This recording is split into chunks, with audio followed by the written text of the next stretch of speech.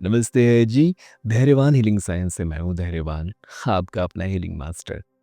दोस्तों, आज हम एक गहरी चर्चा को करेंगे जो कि है कि हीलर्स की ऊर्जा कैसे क्षीण हो जाती है। क्या ऐसी गलतियाँ हैं जो हम हीलर्स कर बैठते हैं जिसकी वजह से हमारी ऊर्जा एकदम से ड्रेन हो जाती है। कभी कभी तो हीलर्स बीमार तक पड़ जाते हैं। परेशानी इतनी बढ़ जाती है कि अब हमारे हाथों से ऊर्जा निकल नहीं रही है और हमसे कोई हीलिंग हो भी नहीं रही। ऐसा भी होता है। तो जो नए हीलर्स हैं उन्हें ये जानना बहुत ज़रूरी है कि ऐसी प्रॉब्लम्स होती है।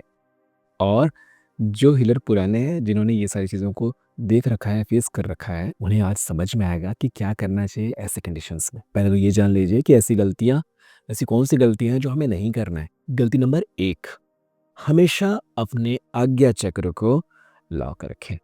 हमेशा अपने आगे चक्र को प्रोटेक्टेड रखें।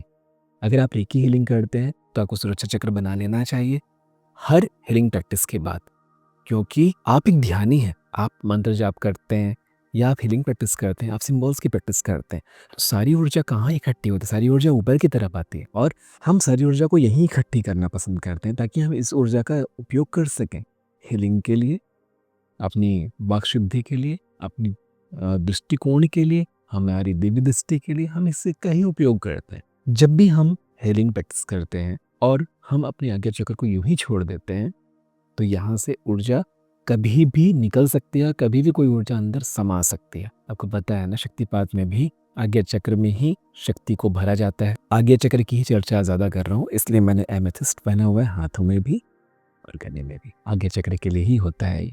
चलो, ये चर्चा तो कभी और होती रहेगी, लेकिन अभी आते हैं कि आज्ञा चक्र को लॉक रखें। मैंने बताया है रेकी हीलिंग में सुरक्षा चक्र को कैसे बनाते हैं, पिछली वीडियो में ही है।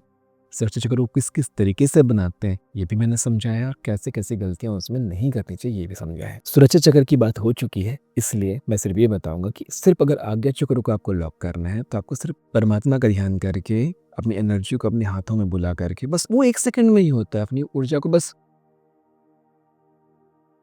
हाथों में जैसे ही आप आवाहन करेंगे, आप सिर्फ कल्पना करेंगे तो आपकी ऊर्जा आपके हाथों में आ जाएगी।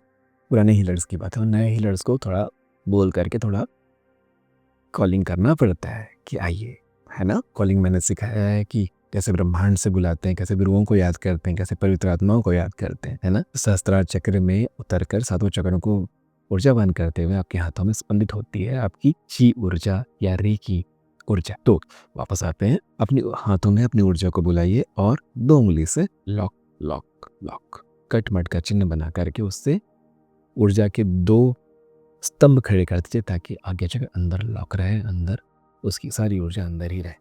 बाहर से कुछ अंदर नहीं आ सकता और अंदर से कुछ बाहर नहीं जा सकता आपकी मर्जी के बिना।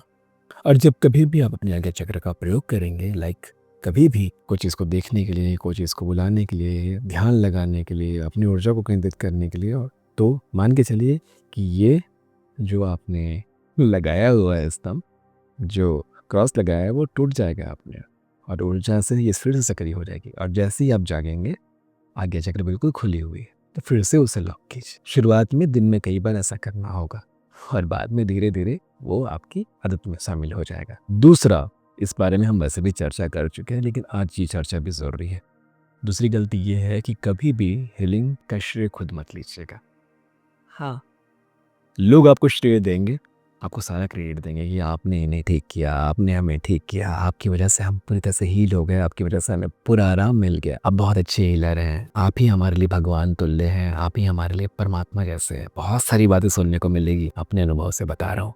मत लेना श्रेय, ठीक है, आप मुस्कुरा देना, बस धीरे से परमात्मा के, ऐसा बस परमात्मा का है, बस परमात्मा का आशीर्वाद है। जब भी कोई आपको श्रेय दे, हाथ जोड़िए, उस आने वाली ऊर्जा को रोकिए और उस ऊर्जा को ऊपर की तरफ भेज दीजिए। सारा धन्यवाद। देखो, वो जो मानता है आपके लिए वो मानेगा, आपकी ख्याति तब भी फैलेगी, आपका मान तब भी बढ़ेगा, कुछ नहीं बदल रहा। परमात्मा को दे देने से सारा अच्छा उनका, सारा बुरा उनका, अच्छा किया तो उनका, बुरा किया तो उनका, आप क्यों झंझट में फंसेंगे। तीसरा, पैर छूने मत दो किसी को और हाथ मत मिलाओ किसी से। इतनी गहरी बात कह दी ना, कभी सुना ही नहीं होगा ये बात, तो एकदम नई बात है ना। जी हाँ, ये बात कितने बार आप सुन चुके हैं, कितने बार आप जानते हैं, लेकिन फिर भूल जाते हैं। लोगों से हाथ मिलाना बंद कीजिए।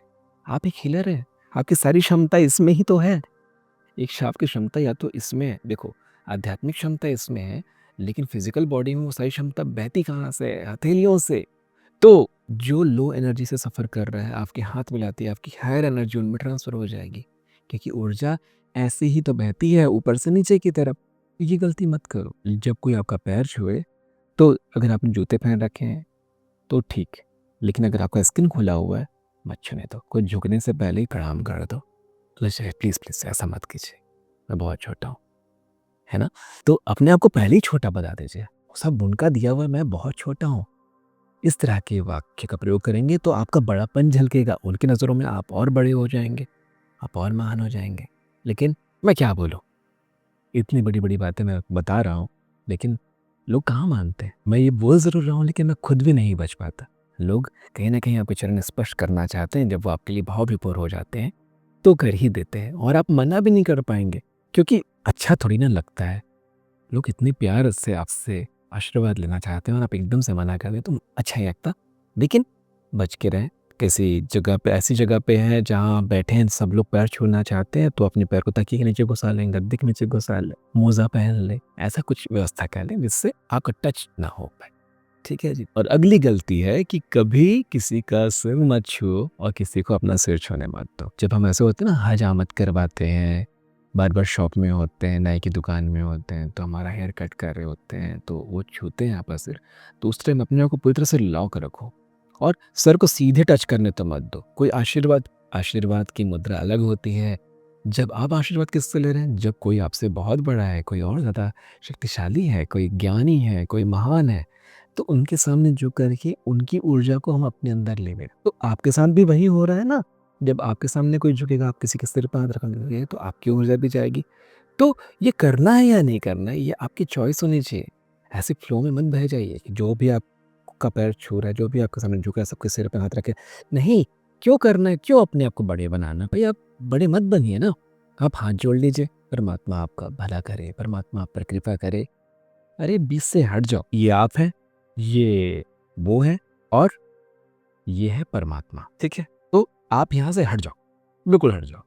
अब वो और परमात्मा, सीधा कनेक्शन, कोई झोल नहीं। तो आप कहीं भी नहीं फंसोगे।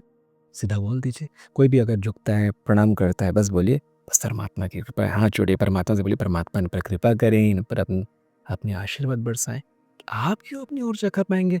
जब सागर बैठा हुआ है वहाँ, तो वहाँ से ऊर्जा सीधा दे दो। और कितना ही दे दोगे, कितना ही है आपके पास, है ना? तो बस इस भाव में रहेंगे तो बहुत अच्छे से अपनी ऊर्जा को बचा पाएंगे और हीलिंग कर पाएंगे। और बहुत सारी चीज़ें तो मैंने पहले बता रखी कि ऊर्जा को बढ़ाते कैसे हैं, जिस पर बहुत सारी वीडियो है। आज मैंने बताया है कि ऊर्जा को बचाते कैसे हैं। एक बोनस टिप और लेते हुए जाइए। जब कभी भी किसी ऐसी जगह पे आप जा रहे हैं जहाँ थोड़ी नकारात्मकता है, थोड़ा दुख है, गुस्सा है, नाराज़गी है, परेशानी है, उजले रंग के कपड़े पहन के जाइए। उजले रंग के, जैसे ये देखो मैंने पहना है ना उजले रंग का, सफ़ेद, ऐसा उजले रंग के कपड़े पहन के जाइए, जो कि किसी भी तरह की ऊर्जा को ना सोखे। कलर जितना डार्क होगा वो उतना ही ज़्यादा ऊर्जा को सोखने वाला होगा। तो किसी भी तरह की ऊर्जा को ना सोखे ऐसी व्यवस्था करें और बस बचे रहें। और वैसे भी सुरक्षा चक्र तो आप बना ही रहें, लेकिन हमेशा सुरक्षा चक्र पे आपका ध्यान नहीं रहता। इसलिए उजले रंग के कपड़े पहने।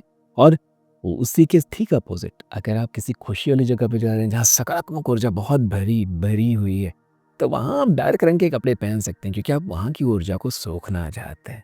लेकिन आमतौर पे अच्छे मुहूर्त पे, अच्छी जगहों पे, अच्छे काम पे काले कपड़े या एकदम डार्क कपड़े लोग पहनना अवॉइड करते, पसंद नहीं करते। तो कुल मिला के उजले रंग के कपड़े ही पहने जाते हैं। तो मैंने आपको विज्ञान समझा दिया है, बाकी आपकी चॉइस है। आप अपने तरीके से करें। नकारात्मक जगह पे डार्क कपड़े मत पहनना। तो ये था बोनस टिप। और अब मेरे ख्याल से आप इस अध्याय को तो पूरी तरह से समझ ही गए होंगे। मिलते हैं आने वाले अध्यायों में। अभी बहुत कुछ सीखना बाकी है। ठीक है जी, नमस्ते है जी।